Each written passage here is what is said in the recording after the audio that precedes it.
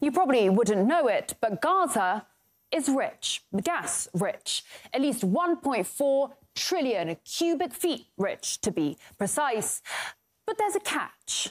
Geologists and natural resources economists have confirmed that the occupied Palestinian territory lies above sizable reservoirs of oil and natural gas wealth in Area C of the occupied West Bank and the Mediterranean coast off the Gaza Strip. To date, the real and opportunity costs of the occupation exclusively in the area of oil and natural gas have accumulated to tens, if not hundreds of billions of dollars. Back in 1999, the Palestinian authorities signed a deal with British Gas. Just off the Gaza coast, they struck it lucky, and 2 wells were drilled. That's Gaza Marine 1 and 2. It was a multi-billion-dollar gift from God, an economic boon both home and abroad. This is one of the key messages here today. There will be gas available for export. And from my conversations with Palestinian officials, including President Arafat, it is clear that they have no interest in just sitting on a gas surplus. Fast forward to 2007, Hamas comes to power and Israel launches an offensive on the Gaza Strip, leaving behind 1,400 dead Palestinians, but taking with it the gas fields. Now, within the year, Israel announced the discovery of the Leviathan natural gas field, which did include Gaza's riches, all in all valued at $453 billion. Now, since then, Gazans haven't seen a shekel, or to be more accurate, they have been denied around $47 billion in revenue. As for Tel Aviv, well, it's gunning to become a new hub. This is a historical moment in which the small country of Israel becomes a significant player in the global energy market. The Memorandum of Understanding will enable Israel, for the first time, to export Israeli natural gas to Europe. And it is even more impressive looking at the significant set of agreements we signed over the last year, which position Israel and the Israeli energy and water sectors as a key global player. Let's just run through this then. At that moment in time, so we're talking 2022, Russian oil and gas was sanctioned. Iranian oil was sanctioned. Syrian oil fields were, and still are, illegally occupied by US forces.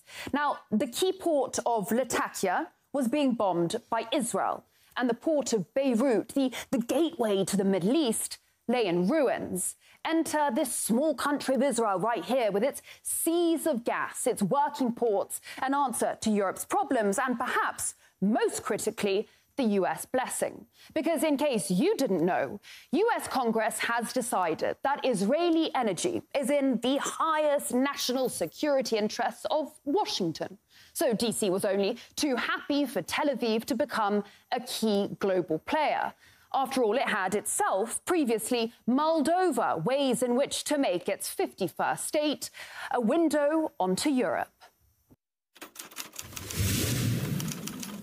Another interesting application of nuclear excavation would be a sea-level canal 160 miles long across Israel, connecting the Mediterranean with the Gulf of Aqaba and thus the Red Sea and the Indian Ocean. Such a canal would be a strategically valuable alternate to the present Suez Canal. The Suez Canal is a gold mine. It connects the Mediterranean Sea to the Indian Ocean via the Red Sea. It is the link between Asia and Europe. Every day, almost 3 million barrels of oil, 8% of global LNG, 50 ships, $9 billion worth of cargo, 12% of global trade all pass along this, right here, single canal. Remember in 2021 how a container ship ran aground in the Suez? Global trade was brought to its knees. The alternative route via the Cape of Good Hope adds around 9 days and 7,000 kilometers to the journey. There is no replacement for the Suez Canal, except perhaps for the Ben Gurion Canal. Now, what the US had been thinking about back in the 60s was dropping 520 nukes on parts of Israel, all to build a 260-kilometre-long canal that would start at the Red Sea down there in the port city of Eilat, run through the Negev desert and pour out into the Mediterranean. Where exactly? Right next to northern Gaza, the same northern Gaza that is currently being bombarded and depopulated. Egypt and its money-making Suez Canal would just be sidelined. The same Egypt that, rumour has it, is now considering taking in refugees in exchange for debt relief by the US.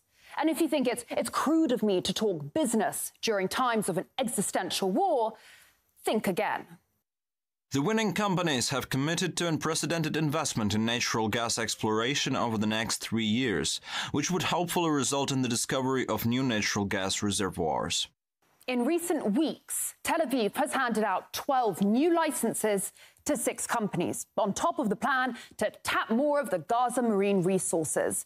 This area is a strategic gold mine. The Israelis have their largest foreign base down the Red Sea, just off Eritrea. And here, a bit further down, well, Beijing has a naval base in Djibouti, a key piece in its enormous global infrastructure project, the Belt and Road, hated by London, Brussels and Washington alike. Always ask yourself, cui bono, who benefits? Because war is horror and war is hell. But never forget that war, above all else, is big business.